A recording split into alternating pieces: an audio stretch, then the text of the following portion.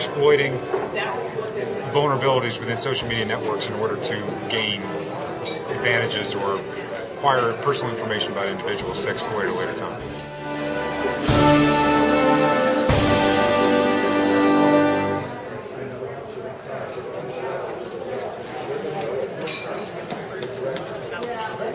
There's a lot of controversy about whether or not organizations should have a branded Twitter account, or whether or not the individuals in the organizations should use their personal accounts to tweet on behalf of the organization.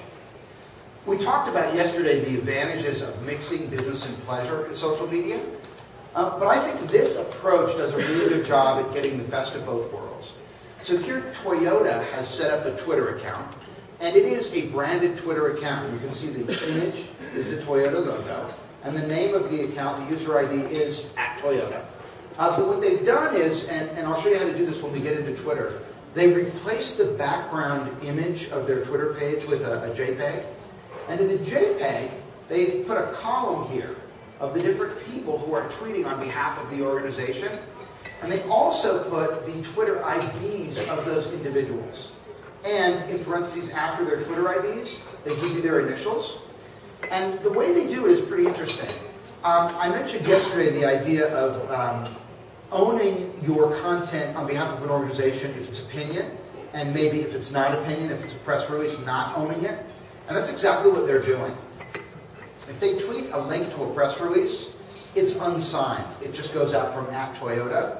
But if someone then responds and they want to engage in a conversation, then each of those tweets from the @Toyota account includes the initials of whoever is responding on behalf of Toyota. And that's good because, one, it gives you the transparency, because now I may know that this doesn't talk, but if I can engage in a conversation with one of you individually, at least there's transparency that I'm talking to a person and not a logo. So that's one thing that's good about it. But the other thing that's good about it is because they give me the individual Twitter accounts of the people who are tweeting on behalf of Toyota, I can now break off into a separate conversation with them about something personal, or even a deeper conversation about Toyota. The benefit to Toyota, of course, is people transition. They move in and out of positions at Toyota. And if Toyota is going to amass a number of followers on the Toyota account, they want to be able to keep those followers and not have those followers leave with the individuals who have built the account on their behalf.